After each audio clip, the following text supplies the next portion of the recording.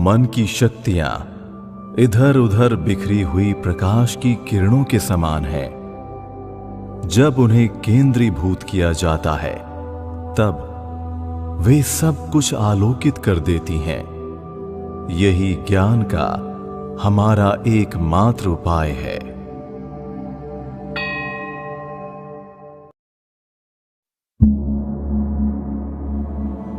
हमने देखा कि जिस मनुष्य ने स्वयं पर अधिकार प्राप्त कर लिया है, उसके ऊपर बाहर की कोई भी चीज अपना प्रभाव नहीं डाल सकती। उसके लिए किसी प्रकार की दासता शेष नहीं रह जाती। उसका मन स्वतंत्र हो जाता है और केवल ऐसा ही पुरुष संसार में रहने योग्य है।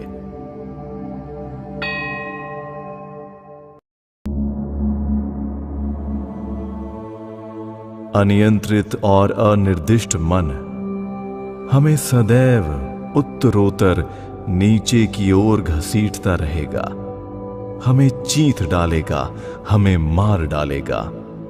और नियंत्रित तथा निर्दिष्ट मन हमारी रक्षा करेगा, हमें मुक्त करेगा। इसलिए वो अवश्य नियंत्रित होना चाहिए और मनोविज्ञान सिखाता है कि इसे कैसे करना चाहिए।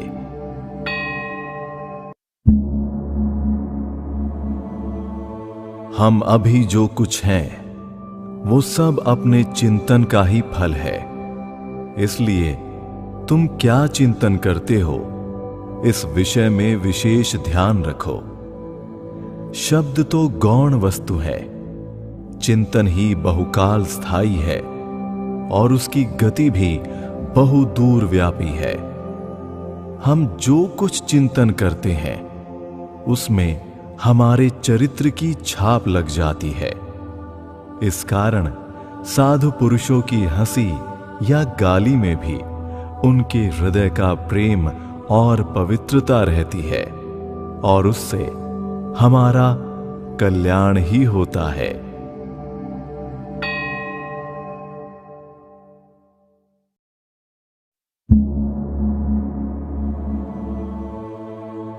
संसार ने जो कुछ ज्ञान लाभ किया है वो मन से ही निकला है। विश्व का असीम पुस्तकालय तुम्हारे मन में ही विद्यमान है।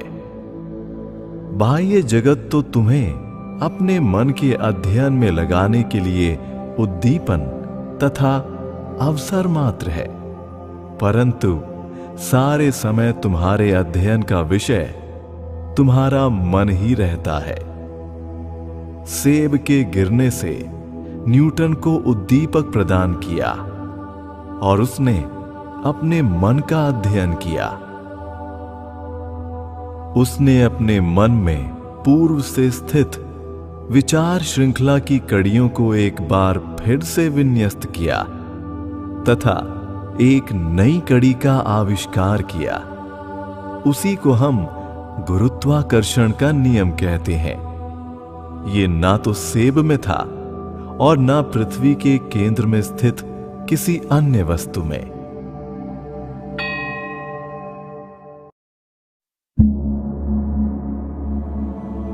शुभ और अशुभ विचारों में से प्रत्येक प्रबल शक्ति है जिससे जगत व्याप्त है। स्पंदन बना रहता है, इसलिए कार्य रूप में परिणत होने तक विचार विचार के रूप में बना रहता है। दृष्टांत के तौर पर मनुष्य की भुजा में शक्ति तब तक अव्यक्त रहती है जब तक वो कोई प्रहार नहीं करता।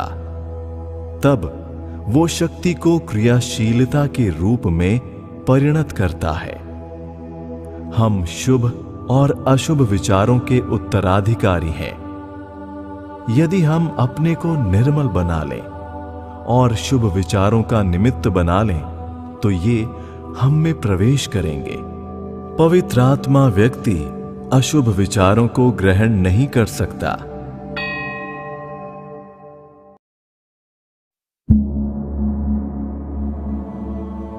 हमारे मन की शक्तियों की एकाग्रता ही हमारे लिए ईश्वर दर्शन का एकमात्र साधन है।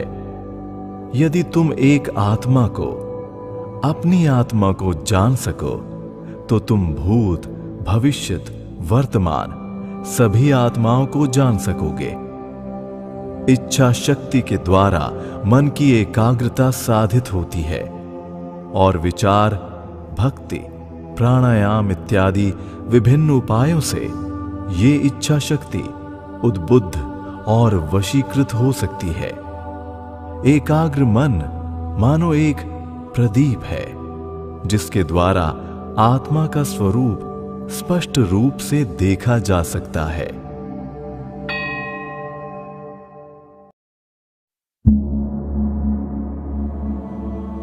विचार ही हमारी कार्य प्रवृत्ति का नियामक है। मन को सर्वोच्च विचारों से भर लो। दिन पर दिन यही सब भाव सुनते रहो। मास पर मास इसी का चिंतन करो। पहले पहले सफलता न भी मिले पर कोई हानि नहीं। ये असफलता तो बिल्कुल स्वाभाविक है। ये मानव जीवन का सौंदर्य है। इन असफलताओं के बिना जीवन क्या होता? यदि जीवन में इस असफलता को जय करने की चेष्टा न रहती तो जीवन धारण करने का कोई प्रयोजन ही न रह जाता। उसके न रहने पर जीवन का कवित्व कहां रहता? ये असफलता, ये भूल रहने से हर्ज भी क्या? अतएव यदि बार बार असफल हो जाओ तो भी क्या, कोई हानि नहीं। सहस्त्र बार इस आदर्श को हृदय में धारण करो और यदि सहस्त्र बार भी असफल हो जाओ तो एक बार फिर प्रयत्न करो।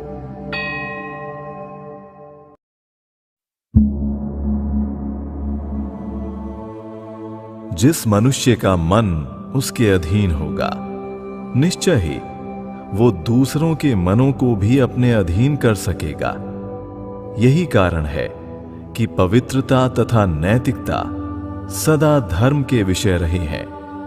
पवित्र सदाचारी मनुष्य स्वयं पर नियंत्रण रखता है और सारे मन एक ही हैं, समष्टि मन के अंश मात्र हैं।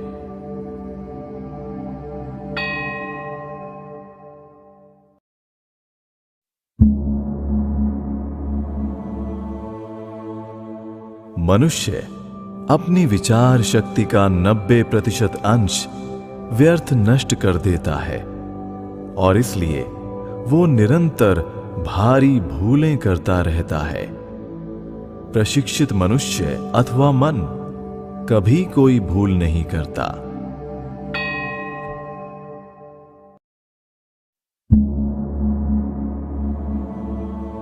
मन को वश में करने के लिए तुमको अवचेतन मन की गहराई में अवश्य जाना पड़ेगा। वहां जो विभिन्न संस्कार, विचार आदि संचित हैं, उन्हें क्रमबद्ध करना पड़ेगा तथा उन पर नियंत्रण रखना पड़ेगा। ये प्रथम सोपान है।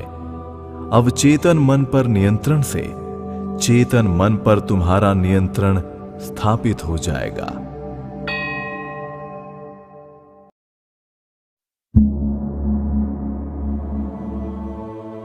यदि मन नियंत्रण के बाहर हो तो गुफा में रहने से कोई लाभ नहीं, क्योंकि वही मन सारा उत्पात वहां भी उपस्थित करेगा।